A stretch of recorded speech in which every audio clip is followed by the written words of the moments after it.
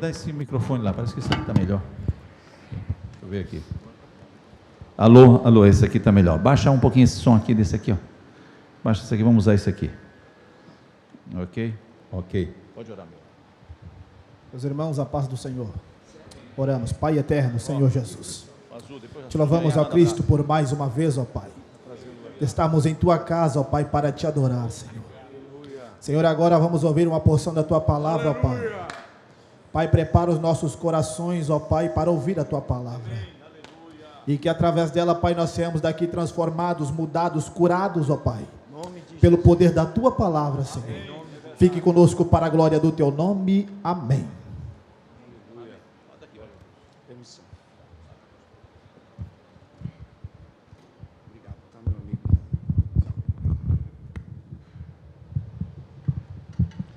Saúdo a todos com a paz do Senhor. Abra sua Bíblia no Evangelho de Mateus, capítulo 16.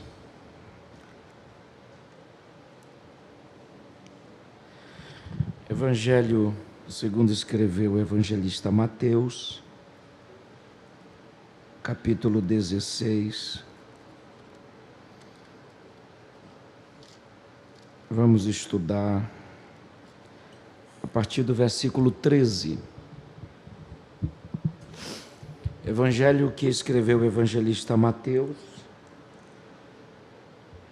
capítulo 16, a partir do versículo 13. E esse texto também, ele encontra-se em Marcos 8 e Lucas 9.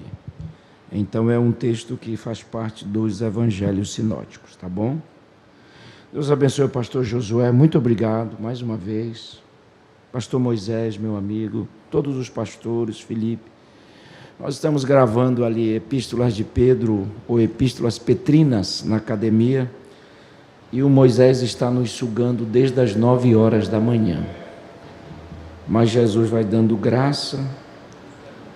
Só Jesus mesmo para dar graça. Deus abençoe. Eu amo a igreja em Santa Catarina, porque eu comecei aqui e eu tenho uma gratidão muito grande por todos. Quem achou Mateus 16, diga eu achei. Jackson, meu amigo também, todos os pessoal da academia aqui, tá? Diz-nos assim: indo Jesus para os lados de Cesareia de Filipe, perguntou aos seus discípulos: quem diz o povo ser o Filho do Homem? E eles responderam: uns dizem João Batista, outros Elias e outros Jeremias, ou alguns dos profetas. Mas vós, continuou ele, que dizeis que eu sou? Respondeu Simão Pedro e disse: tu és o Cristo, o Filho do Deus vivo. Então lhes afirmou: bem-aventurado és, Simão Barjonas, porque não foi carne e sangue quem te revelou, mas o meu Pai que está nos céus. Também te digo que tu és Pedro, e sobre essa pedra edificarei a minha igreja, e as portas do inferno não prevalecerão contra ela. Amém? Tomai o assento, ou assentai-vos. Meus irmãos, eu quero obedecer a liturgia dessa noite, que é um culto de ensino, e eu gostaria de envolver a todos os senhores e senhoras nesse texto que nós acabamos de ler. À guisa de introdução, nós temos aqui um texto muito exaurido, muito prescrutado, bem pregado, não é? Todos nós, pregadores, usamos esse texto várias vezes para discorrer mensagens acerca da igreja. E eu estava estudando de forma bem profunda esse texto, consultando o grego koiné, o grego que Mateus, a princípio, escreveu esse texto em aramaico e mais para frente foi traduzido para o grego koiné. Mas o Evangelho de Mateus, a princípio, foi escrito em aramaico, que é uma língua muito próxima do hebraico, com 3 diferenças apenas. mas a princípio o Evangelho de Mateus foi escrito em aramaico e depois traduzido para o grego koiné, que é o grego que nós conhecemos. E é interessante que nesse texto nós vamos descobrir o segundo grande projeto de Deus. O segundo grande projeto de Deus. Eu digo segundo porque o primeiro grande projeto de Deus já estava em andamento, que era a família. E agora Deus vai revelar o seu segundo projeto, que seria a igreja. Então, primeiro ele já tinha revelado a família e agora ele vai revelar a igreja. E é interessante que a igreja ela estava escondida no coração de Deus, ela estava guardada, ela estava inoculada no coração de Deus, mas agora, por uma iniciativa de Pedro, e eu vou provar isso, Jesus revela o segundo grande projeto, que é o projeto chamado igreja. E algumas observações precisam ser aclaradas aqui, preste atenção. Primeiro, é que Jesus ele sai da região de Betsaida. A região de Betsaida é a região de Pedro. Pedro, que é conhecido na Bíblia como Simão Bar-Jonas, não é? Bar é filho, Jonas é o seu pai. Então ele era conhecido como Simão, filho de Jonas. Também conhecido por um apelido, porque a palavra Pedro, ela vem do aramaico, que é Cefas, que em grego é Petros, que significa fragmento de pedra, fragmento de rocha. Mas o nome dele era Simão, filho de Jonas, Simão Bar-Jonas. E Jesus anda, pastores, 50 quilômetros aproximadamente. Números na Bíblia, não podemos dar o real, é sempre aproximado. Jesus anda aproximadamente 50 quilômetros de Betsaida para as regiões de Cesareia de Filipe. E é interessante que chegando nas regiões de Cesareia de Filipe, Jesus vai revelar a igreja. Jesus só revela a igreja quando ele chega nas regiões de Cesareia de Filipe. Ele não revela a igreja em outro lugar. E olha, que se você analisar o ministério de Jesus era um ministério itinerante. A Bíblia diz que de cidades em cidades, de aldeia em aldeia, ele anunciava o reino de Deus. Então Jesus tinha um ministério itinerante. E o ministério itinerante não é do diabo não, irmão, é de Deus. O itinerante comprometido, ele só ajuda a igreja. Ele só abençoa o povo. Tá bom? Então Jesus ele chega nas regiões de Cesareia, ó, minha mão esquerda, ó, Cesareia de Filipe. Olha, Cesareia é homenagem a César. E essa cidade recebeu uma homenagem conjunta. Cesareia vem de Júlio César e Filipe era o filho de Herodes o Grande, ele chamado de Herodes Filipe, e o seu pai era Herodes o Grande. Então essa região de Cesareia de Filipe recebeu o nome em homenagem conjunta a Júlio César, que já era uma divindade, tá bom? E Filipe, por causa que ele passou a administrar essa cidade. Então, Cesareia de Filipe. É interessante que a palavra cesariano, que é corte, também vem de César. Foi Nero, aquele doido, aquele malucão, que queria saber de onde ele vem. A história diz que ele manda cortar sua mãe para descobrir de onde ele vinha. Então daí surge a palavra Cesareia, que é cesariana, que vem de César, que significa corte ou cortar. Então quando Jesus chega nas regiões, escute, de Cesareia de Filipe, ele vai revelar a igreja. Ele não revela a igreja em Cafarnaum. Ele passou em Cafarnaum, Betsaida, Belém, Betânia, me digam mais. Ele passou em várias cidades, Nazaré. Mas por que então ele não revela a igreja nessas cidades?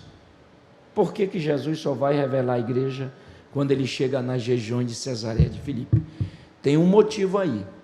Porque quando ele anda e chega nessa cidade, ele revela a igreja. Se você for na história, hoje é que eu te ensino, tá? Mais para o coração aqui, para guardar e para a mente. A região de Cesareia de Filipe era tão idólatra, pastor, tão idólatra, que Jesus diz, as portas do inferno não prevalecerão contra a igreja. Ora, se ele está fazendo menção de porta do inferno, ou portas, que é plural, Nós precisamos analisar o que tinha na cidade de Cesareia. E eu sou um estudante, eu entrei em Pindamonhangaba em 1988. Eu passei pela mão do pastor Colenda e Mandores. Então eu venho estudando desde essa época e não sei nada até hoje. E estou continuando, eu estou estudando.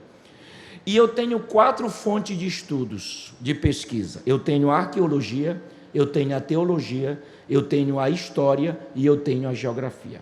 Eu, quando vou estudar qualquer texto ou contexto da Bíblia, eu uso minhas 4 fontes: arqueologia, história, teologia e geografia bíblica. Se nós usarmos essas 4 fontes, olhe para mim, a região de Cesareia de Filipe era uma região dominada por uma idolatria. Existia um deus-chefe, pastores, na região de Cesareia de Filipe, chamado Pan. Escute, Cesareia, geograficamente, ficava no sopé do Monte Hermon. E o Monte Hermon era banhado pelo Jordão. E o Jordão tinha 3 nascentes, 3. Uma das nascentes do Jordão chamava-se Pânias, da onde vem a ideia de Pânias, e a tradução é Pan. Esse Pan era o deus-chefe da região de Cesareia de Filipe. A história vai nos dizer o seguinte, eu estudei isso, não foi nem na Bíblia, foi na história. A história fala que esse deus Pan, ele era metade cabrito, bode e metade homem. Nós já estudamos isso. Era aquele Deus que tinha uma flautinha na mão, lembra? Metade bode e metade homem. E ele ficava, ele gostava de tocar, aquela coisa toda. Era o Deus da alegria. E esse Deus Pan, ele era o Deus adorado nas regiões de Cesareia, que ele era o Deus dos bosques, das florestas. Ele era muito animado. Só que à noite ele se transformava. E os habitantes tinham medo de passar nos bosques, nas florestas. Daí vem a tradução da palavra pânico. A palavra pânico vem desse Deus chamado Pan, porque de dia ele é Pan, alegre, mas à noite ele causava pânico nas pessoas que ali passavam. E qual é o pânico? O pânico é um estado desenfreado do ser humano. O pânico causa medo, terror, assombro. O pânico nos faz ver aquilo que não existe, e os habitantes de Cesareia tinham medo de passar lá porque ele causava pânico. E esse Deus era o Deus mais adorado. Olha, agora eu saio da história e vou para a arqueologia. A arqueologia comprovou o seguinte, que na região de Cesareia existia uma gruta, Moisés. Eu vou dizer igreja, construída nas rochas, em homenagem a esse Deus chamado Pan. E a porta de entrada dessa gruta chamava-se Portal do Inferno. Aí você vai entender por que Jesus disse, e as portas. Aí você diz, não pastor, mas Jesus não está dizendo porta, Jesus está dizendo portas. Então tem mais de uma porta do inferno. Então nós já descobrimos uma porta do inferno, que é o Deus Pan. Aí a história diz que construíram uma igreja para Júlio César, que já é divindade. A história diz que construíram um templo também para Zeus, o deus-chefe do mundo grego. Aí a história diz que construíram um templo a Mênesis, a deusa da vingança na cultura dos gregos. E por último existia um templo para Baal, que é o deus conhecido lá no tempo de Elias. Então aí você vai entender porque Jesus anda 50 quilômetros, chegando em Cesareia, cada um procurava uma porta, Filipe. Eu vou adorar hoje o Deus Pan, eu quero adorar hoje Júlio César, eu quero adorar hoje Mênesis. Aí todo mundo está entendendo? Jesus chega lá no meio de todo mundo, olha para os discípulos e aponta cada porta e diz, olha, as portas do inferno não vão prevalecer contra a igreja. Não, você não entendeu? Olha, isso leva tempo para aprender, meu irmão. E eu estou dando aqui, gratuitamente para vocês. Era para você melhorar nesse glória a Deus. Então eu vou repetir. Jesus aponta para cada porta. A porta do Deus Pan, de Júlio César, de Zeus, de Mênesis e de Baal. Ele diz, essas portas vão fechar e eu vou abrir uma porta, ela vai permanecer aberta para todo sempre, que é a igreja. Então, quando Jesus revela a igreja em Cesareia, ele sabia porque estava revelando. Porque em outro lugar não existia portas do inferno. Deu para entender? Em outros lugares não existia, só na região de Cesareia de Filipe. Agora eu vou falar e você dá um glória a Deus. Eu não quero ir para a veia de pregador não, porque eu já não prego há muito tempo.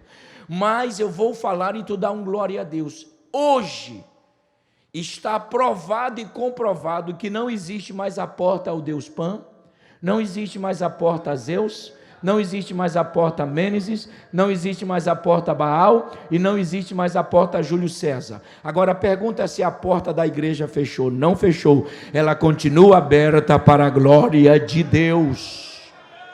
Então, a princípio, Jesus revela à igreja aonde o inferno está. Aí, eu vou completar 51 anos esse ano, então eu não sou menino, já passei dessa fase. Aí eu começo a entender que a igreja ela precisa estar onde é a porta do inferno.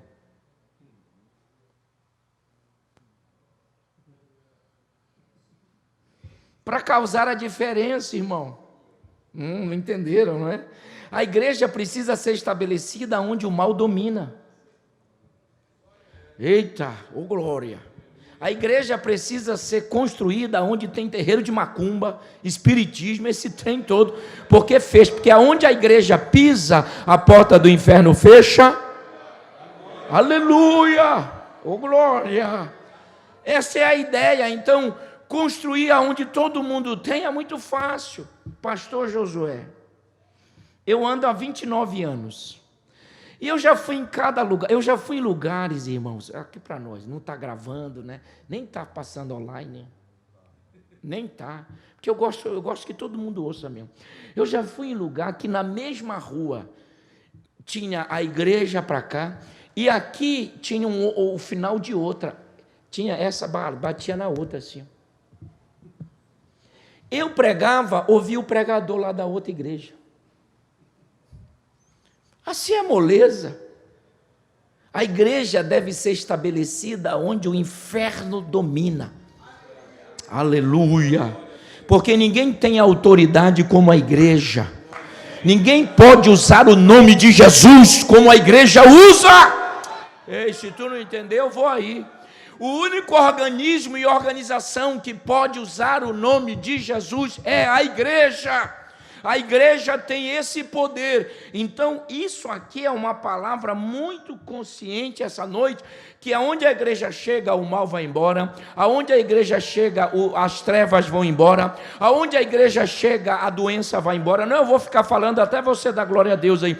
Aonde a igreja estabelece o mal, arruma a mala e vai embora, porque a porta do inferno, as portas não vão prevalecer contra a igreja. Que a igreja é um estabelecimento, é um projeto divino. Então vejam bem, Jesus chega e revela a igreja lá, aonde precisava. Mas tem um outro detalhe interessante aqui. Chegando lá, Jesus olha para os 12 discípulos, diz assim, ó, vou fazer uma pergunta para vocês. O que os homens dizem que eu sou? Na verdade, está errado. O que os homens dizem ser o filho do homem? Preste atenção. O hebraico tem 90 caminhos para a tradução de um versículo. Eu não estou no hebraico, eu estou no grego. Mas eu tenho duas possibilidades aqui. Será que Jesus está perguntando sobre ele mesmo? O que os homens dizem acerca do filho do homem? Tá. Mas em vários outros acontecimentos, Jesus se manifesta como filho do homem também. Para que saibais, Marcos 2, se tu não der glória, Moisés não vai me levar para jantar. Para que saibais que o filho do homem tem poder, levanta, toma a tua cama e vai embora. Então a hermenêutica nos faz a associação de versículos, porque a Bíblia, ela interpreta a própria Bíblia, é a primeira regra da hermenêutica. Então, evidentemente que para as pessoas de fora, Jesus não era conhecido como o Filho de Deus, o Messias, deu para entender? Ele era chamado de Filho do Homem. Jesus sabia disso. Vem cá, o que os homens estão dizendo aí sobre o Filho do Homem? Aí a Bíblia não responde quem diz. A Bíblia não diz assim, o Pedro disse, o João, o Tiago, o Bartolomeu, não. Olha assim, uns dizem assim, eu andando aí, uns dizem, Elias. Mas outro dia eu passei numa outra rua, não, é Jeremias.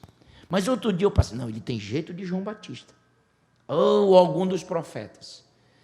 Isso me preocupou no estudo desse texto. Evidentemente que eu estou laconizando, né? Isso me preocupou, por quê? Veja que o conhecimento dos homens acerca de Jesus continua o mesmo até hoje.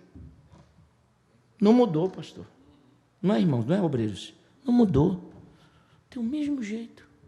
Jesus passa a ser desconhecido. Agora, o que mais me dói é que tem crente, eu quero ver agora, que carrega uma Bíblia desse tamanho e vem passeando, mas não conhece Jesus. Também não conhece.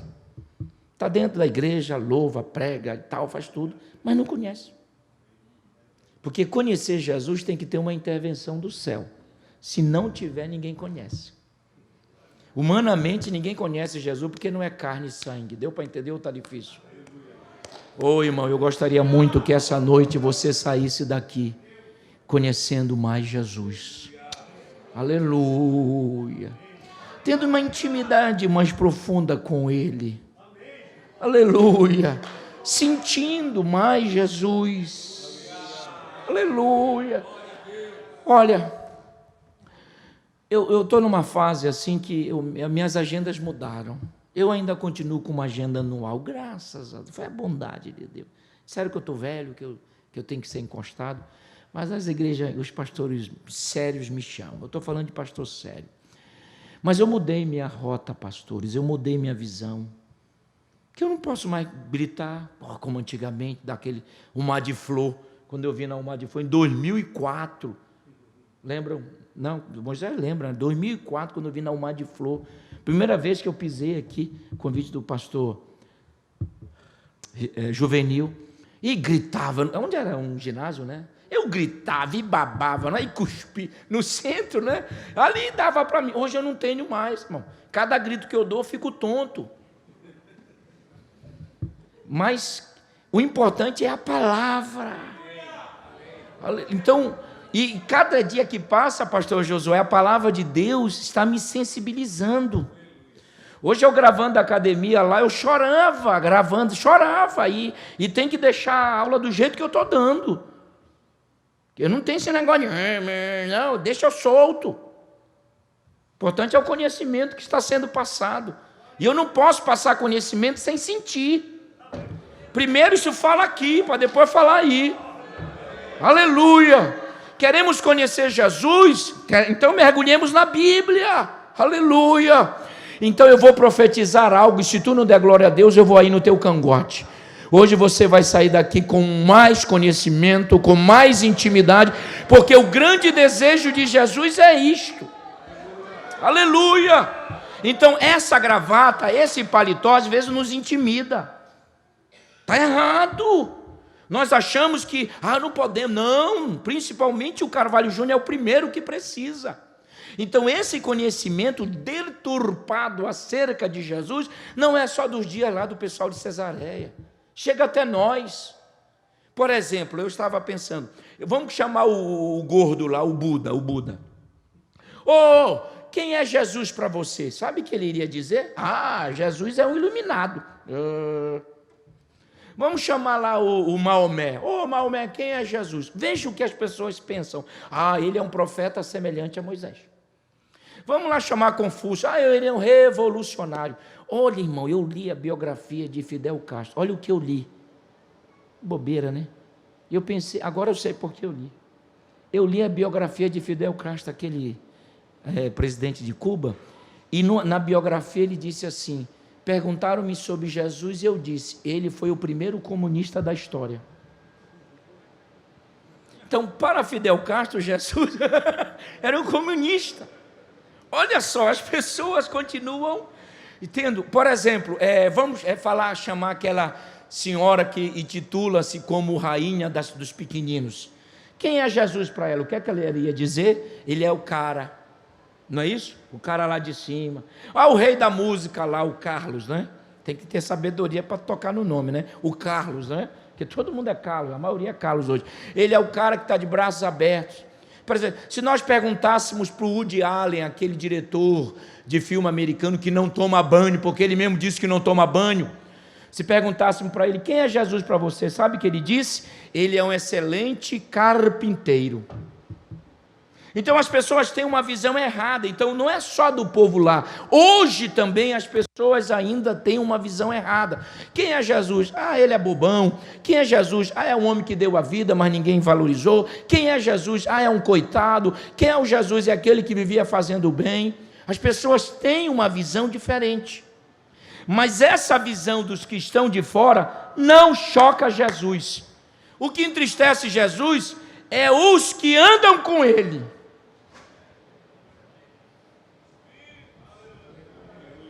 Os que vivem com ele. Eu sou crente dele quando eu nasci na igreja. Eu vou para 51 anos dentro da Assembleia de Deus. Eu nunca fui lá fora, eu não sei como é o mundo, graças a Deus. Eu vivi na igreja e vou morrer nela. Ixi, se a minha mulher ouvir isso, ela, para com esse negócio. Não, morrer vocês estão entendendo. Não saio mais, porque estou preso, eu estou amarrado no banco. Deu para entender? Mas aí Jesus diz, tudo bem, não chocou Jesus, chocou, pastor? Ele disse, tá bom. Ele não questionou, eu sou ele. Ele não questionou. Mas Jesus virou e disse, e vós? O que eu sou para vós? Aí não é mais filho do homem. Para os de fora é o que os homens dizem acerca do filho do homem. Mas para os de dentro, e vós, que dizeis que eu?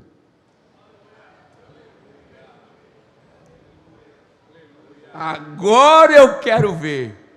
Fala para o teu irmão, eu sou de casa, irmão. Fala para o teu irmão, quem é Jesus para você? Pergunta para ele, quem é Jesus para você? Quem é? E vós? Vós. Vocês 12 que andam comigo, que estão vendo meus milagres, minhas pregações, ministrações, e vós? Quem eu sou? Quer dizer, para eles eu sou Elias, mas tudo bem. Mas e vocês que estão comigo 24 horas? Aí houve um silêncio. Quem vai se manifestar? O Simão, filho de Jonas. A Bíblia diz assim, deixa eu colocar o binóculo. A Bíblia diz assim, e Pedro, na verdade Simão Pedro disse, tu és. Tu, segunda pessoa do singular, tu és o Cristo. Nada de glória, né? Tá bom. Cristo. Vocês que gostam de curiosidade, acréscimo de conhecimento, a primeira vez no Evangelho que aparece a palavra Cristo é aqui. Cristo, no grego Christos, que significa o enviado, o que veio da parte de Deus. Porque Pedro diz, tu és o Cristo e o teu Pai é vivo. Sim ou não? Porque tu és filho do Deus vivo. Oh, dê glória a Deus por isso. Eita, senti Deus agora. Falar nele, ele se manifesta, irmão. Tu és o Cristo, ou seja, no grego Christos, o enviado, o que veio da parte dele. Vejam bem, tu és o Cristo, e tu és filho, e o teu Pai é vivo. Olha que coisa legal. Veja bem como é bom vir para o culto de ensino, não é? Quer dizer, Pedro entra numa intimidade, sim ou não? Pedro fala até que ele tem pai. Sempre dava o valor à mãe, agora Pedro está valorizando o pai dele. Deu para entender ou está difícil? O teu pai é vivo, teu pai é vivo, teu pai é vivo, teu pai é vivo. Vou aqui até você dar glória. Teu pai é vivo, teu pai é vivo. Tu é o Cristo, ele é vivo, irmão, ele está vivo.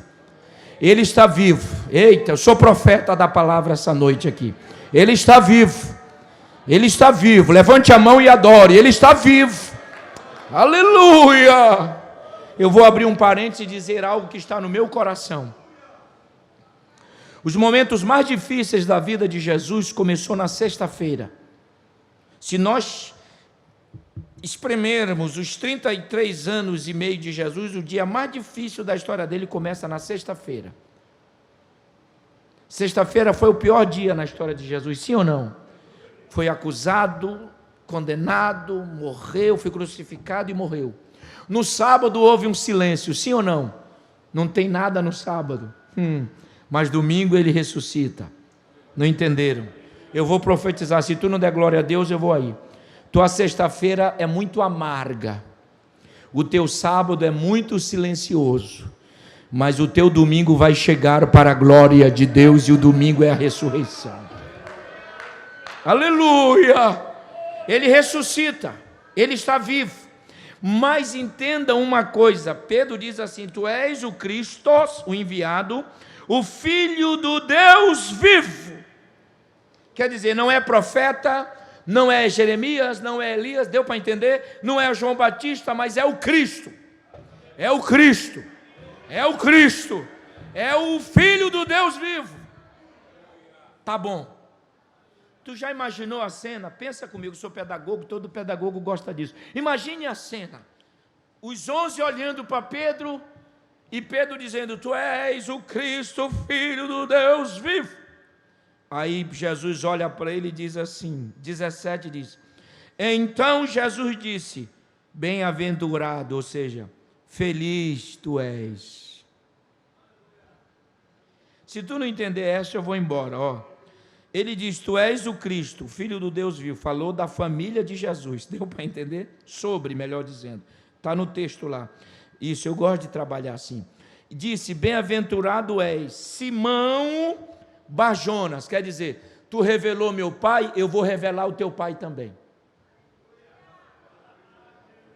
Não, eu vou embora. Tchau, tchau. Vou embora. Tu revelou meu pai, eu revelo o teu. Só que é diferente, ó, tu és o Cristo, o Filho do Deus vivo. Aí Jesus disse: tu és feliz, porque o teu nome é Simão, e se tu falou sobre meu pai, eu vou falar sobre o teu. Simão aí é filho, Jonas é o pai, então tu és o filho do Jonas. Tu falou do meu, eu vou falar sobre o seu agora, e eu conheço teu pai também. Deu para entender isso ou está difícil? Jesus te conhece, irmão, dá glória a Deus por isso. Jesus conhece a tua vida, a tua família. Jesus conhece o que você tem passado. Então, há uma troca de intimidades familiar ali, ó. Teu pai é vivo, só que meu pai chama-se Deus, e o teu pai chama-se Jonas. Mas tem um detalhe: porque não foi carne e sangue. Aí, se tu não entender essa, deixa aí. Porque não foi carne e sangue quem te revelou, mas o meu Pai. Ei, dá glória a Deus para me animar. Como é que nós vamos falar que Ele é o Cristo, se não por uma intervenção divina? Não, se tu não entender isso, está difícil. Carne e sangue são os dois elementos humanos. Então, humanamente, o homem não revela Jesus, não sente Jesus. Paulo disse que as coisas espirituais são discernidas espiritualmente. O homem natural, não é isso que Paulo disse? Que o homem natural não entende as coisas espirituais, não entende. Então, eu estou sentindo graça, estou cansado, mas estou sentindo graça. Então, para dizer que Ele é o Cristo, não é carne, não é o sangue. Não é isso aqui, porque isso aqui não quer o Cristo. Carne e sangue não quer. Carne e sangue não quer Bíblia, não quer oração, não quer jejum, não quer vir à igreja, quer ficar na televisão, quer ficar na novela, quer ir não sei para onde, quer curtir a vida. É isso que carne e sangue quer. Então, para falar que Ele é o Cristo, o céu tem que descer. Eu estou sentindo uma grana. Aleluia! Levante a mão aí, vai, dá um glória a Deus aí. Para falar que Ele é o Cristo, o céu tem que descer, o Pai tem que revelar. Eu vou profetizar, pastor Josué. Os mistérios escondidos do Pai são revelados à igreja. Não tem outro local que o Pai se revela. Não é na sociedade, não é na política, não é na física, não é na matemática. Não, irmãos, isto são coisas carne e sangue. E eu vou profetizar que os mistérios de Deus se revelem, se mostrem, apareçam.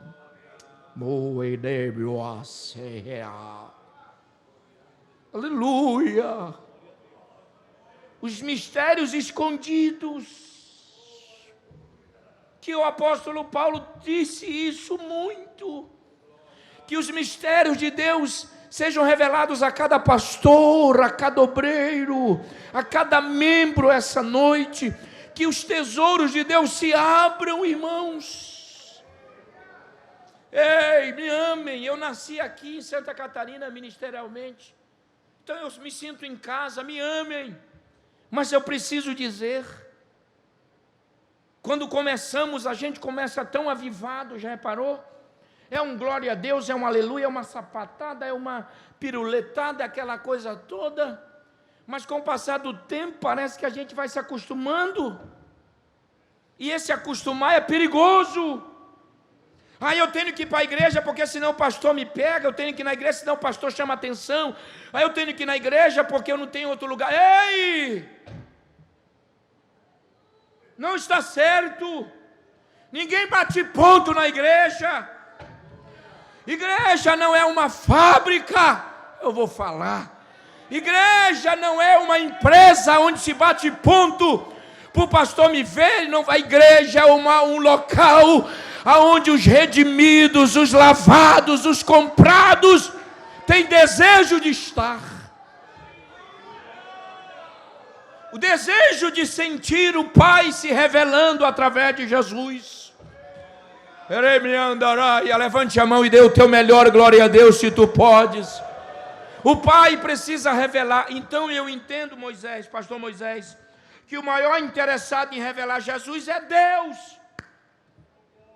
É o céu.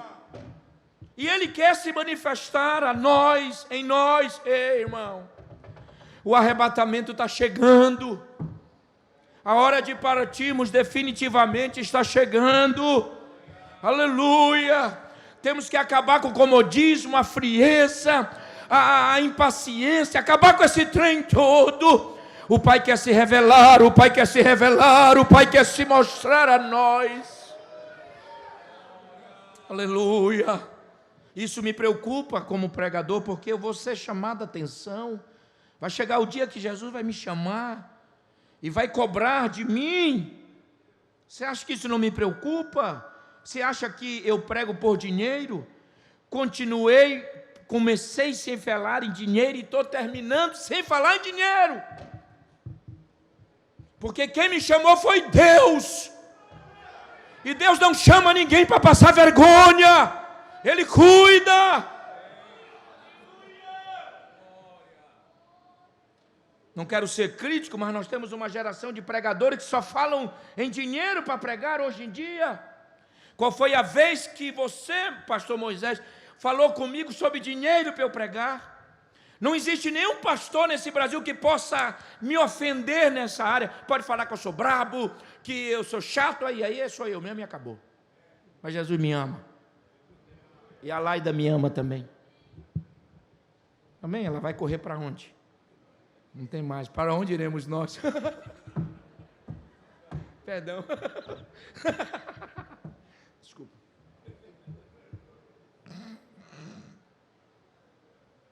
Pegue na mão do seu irmão e eu vou concluir esse texto. Pega na mão dele, aperta até ele sentir que tu está vivo, que tu não é um robô. E diga: a partir dessa noite, os mistérios de Deus vão nos alcançar. Se você entende, você vai dar um glória. Deus vai chamar cada um de nós na madrugada. Deus vai nos despertar. Deus vai te usar como nunca te usou. Aleluia. Deus vai fazer algo extraordinário.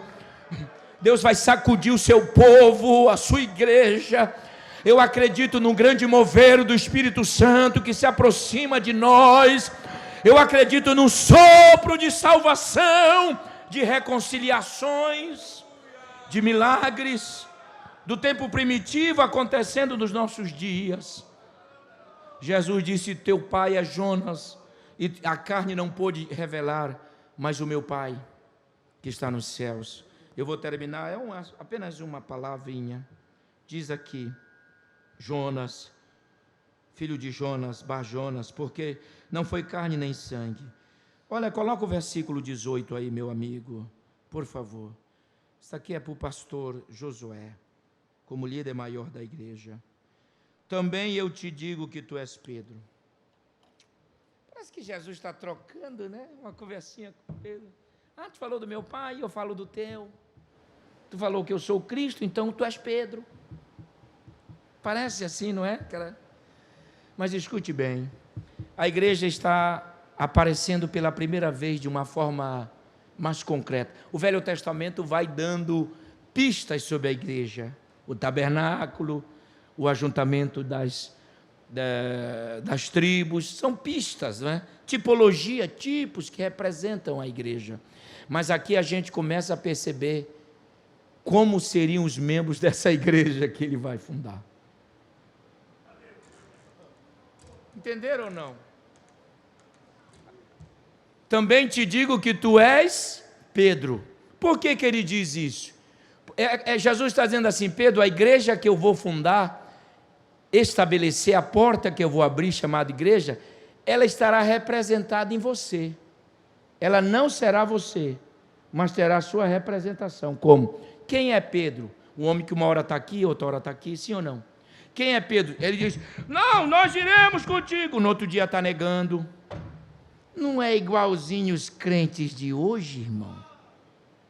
Ou eu estou mentindo? Não é bem parecido? Está na igreja. No outro dia, você é fraca. Lá no Getsemane já puxa a espada, a adaga, limpa peixe, não é espada grande que não dá. Aí o pregador, o Pedro errou, o pescoço cortou a orelha. Não errou nada, ele só dava para cortar a orelha, que é uma adaguinha. Misraí no hebraico, onde se corta o peixe e limpa. É invenção do pastor Moisés isso. Uma hora Pedro não estava na transfiguração em Mateus 17, meu presidente. Pedro, não, nós temos que ficar. Não vamos sair daqui. 3. Não é nem para mim, nem para os outros 2. É para vocês 3. Mas quando eles descem do monte, o que diz o texto? Ele já está murmurando. Deu para entender? Aí cabe ao senhor, no caso, que é o nosso pastor, entender que o senhor lidera Pedros.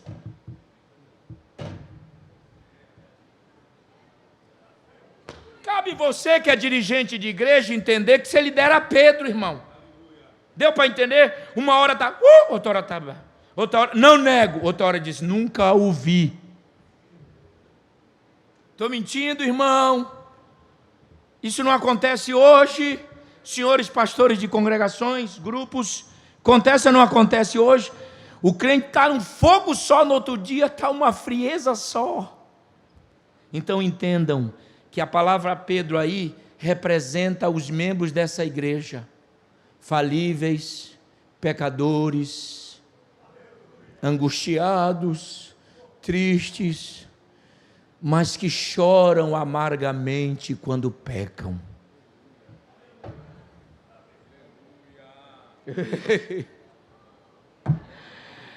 Ai, meus irmãos, quando o texto diz, aquietou-se na fogueira ou ao redor da, e a Bíblia, Jesus disse, olha, antes que o galo, cante 2, 3, tu vais me negar. Galo ali não é a ave, pelo amor de Deus. A palavra galo vem do latim galacium, que significa toque. É toque de trombeta, porque galo não pode estar no pátio do templo, que é animal imundo. Então a palavra tocar ali é toque de trombeta. Não me entendam como orgulhoso, porque a fase do orgulho já passou. Graças a Deus que eu não fui contaminado. Eu já fui na Inglaterra várias vezes. Desculpe, estou gripado. E eu vi a troca de guarda já. E a troca de guarda acontece com toque. Eu já vi. É isso que o Evangelho está falando. Só que é festa de Páscoa, Jerusalém está cheio, deu para entender? Então um toque não dá. É por isso que antes que o galo toque 2, tem que ser 2, porque os guardas pudessem ouvir, fazer a troca da guarda. Não é o galo. Como é que o galo vai saber a hora de tocar, me cantar? Isso que é bom a Bíblia, né?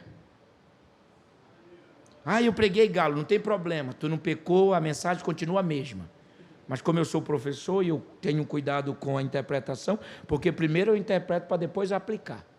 É o toque da trombeta. Pum! Aí Jesus está dizendo no original, antes que a trombeta toque 2 vezes para mudar a guarda, 3 vezes tu vai me negar. Jamais!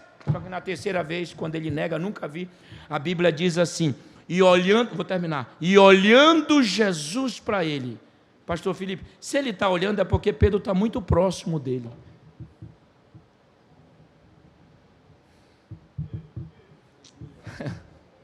E olhando, só o olhar de Jesus.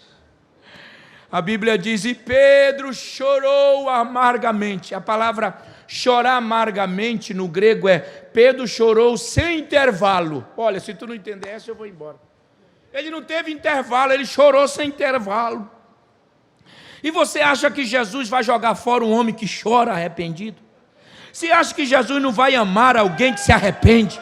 Você acha que Jesus vai dar para o diabo um homem desse? Chorou sem intervalo, aleluia, chorou sem intervalo, e há um detalhe, ele voltou e ele tem liderança, mesmo tendo negado Jesus, ele ainda tem liderança, porque ele foi voltar a pescar, e a Bíblia diz, e muitos o seguiam. Mas aí sexta ele morre, se tu não der glória a Deus já era. No sábado há um silêncio, domingo de manhã a pedra é removida, o Filho de Deus ressuscita, aparecem as mulheres, olha só como o negócio é legal. Jesus falou com um, disse aí, fala para os discípulos e a Pedro, quero bater um papo com eles. E agora, irmão? Vamos jogar fora? Não. Porque as almas foram conquistadas pelo sangue de Jesus. Aleluia. Pastor Pedro, senhores que lideram a igreja, vocês lideram pessoas falíveis, doentes, alegres, fortes, fracas, que mentem, que falam a verdade. Deu para entender? Mas faça como Jesus fez com Pedro, não jogou fora.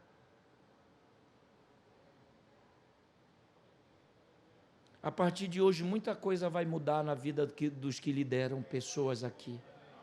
Vai mudar, eu sei que vai mudar. Vai mudar.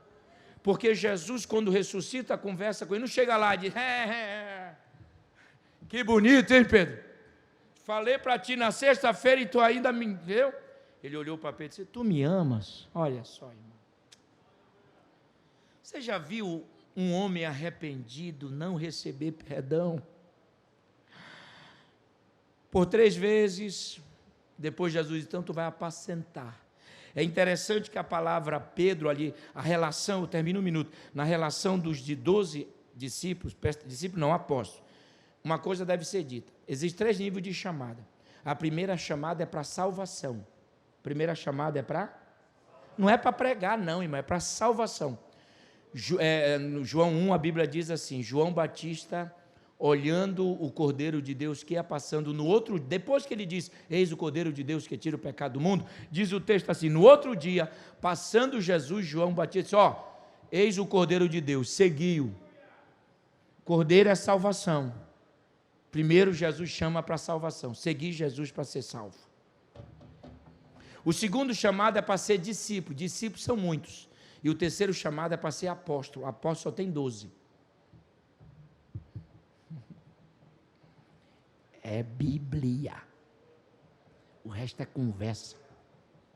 Discípulo tem muito. A Bíblia diz, subiu no monte e passou a noite toda em oração. O termo no grego diz, orou sem intervalo. Eita! Porque tu sabe que é chamar alguém para nos ajudar, pastor? O senhor sabe que é isso. O senhor sabe que é isso. Os senhores sabem. Sim ou não? Os senhores não sabem? Então não foi aquela oração de 10 minutinhos, não. E nem a lançar sorte em Atos 1. Vamos lá, 0 e 1. Nada disso. Chamada não é isso, não. orou a noite toda, o grego diz, orou sem intervalo, e quando ele desceu de glória, chamou para si 12, quem ele quis chamar. Então, a ideia aqui de Pedro é que nós lidamos com pessoas, às vezes, doentes, emocionais, depressivas, tristes, caladas. Estou mentindo aqui, pastor? Que se enclausuram. Aí nós vamos fazer o quê? Jogar fora? Não, não, não, jamais. Tu és Pedro, a igreja que eu vou formar será representada por esses altos e baixos, mas eu vou amar, vou encher do Espírito Santo, vou dar dons espirituais e vou prepará-los para ir para o céu. E tem um detalhe, é por isso que nós não podemos deixar a chama do Espírito Santo apagar. Vamos acabar com essa história de que a Assembleia de Deus não precisa. Precisa! Eu estou por aqui com esses pregadores que dizem não precisa de barulho, precisa de glória, precisa de língua estranha, precisa de batismo. Porque quando esse Pedro que eu estou falando aqui, esse Pedro, em Atos 2, quando ele foi cheio do Espírito Santo, o que a Bíblia diz? E levantando-se Pedro pregou, e 2.999 almas se converteram. Quase 3.000, não é? Agora eu pergunto para os irmãos, depois da descida do Espírito Santo, esse camarada cometeu os mesmos erros? Atos 3 já levantou o paralítico. Atos 5 denunciou o pecado de Ananias e Safira. Ou vocês querem que eu vá até a meia-noite aqui? Aleluia! Esse Pedro, que era Simão, vida velha, passou a ser Pedro, fragmento, rocha, ou pequena rocha. Agora ele está salvo. E nós vamos encontrá-lo. Não jogue ninguém fora, irmão. Entenda os Pedros. Entenda o teu filho que é um Pedro. Entenda a tua esposa, teu marido. Não diga, esse aí não tem jeito. Tem sim. Se não tivesse, nós não. Então vamos fechar a igreja, vamos fechar a Bíblia e vamos capinar.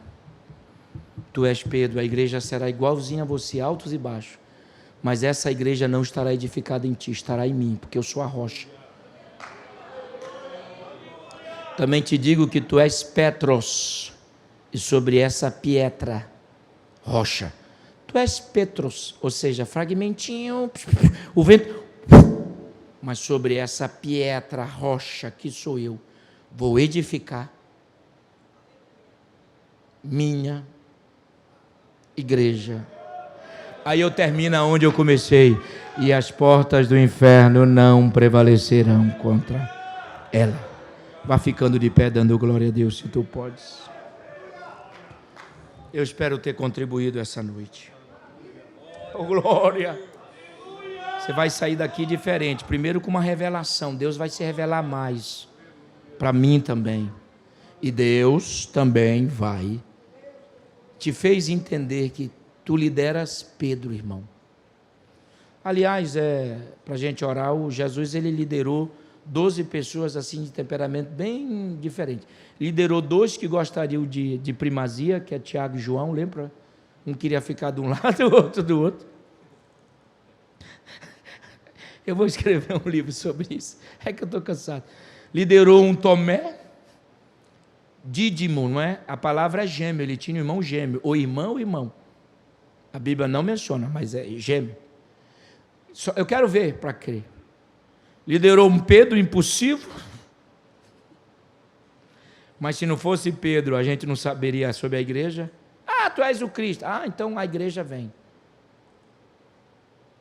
Liderou o Judas, que vai traí-lo aí, que machuca. Liderou gente que não fez nada na Bíblia, fez na história. Bartolomeu, o Tadeu, o Tiago menor mesmo, é menor. Tamanho. O que eles fizeram? Na Bíblia nada. Mas Os livros dos heróis da fé fizeram grandes proezas. Mas como nós temos a Bíblia primeiro como a primeira fonte de pesquisa, olha quem Jesus chamou.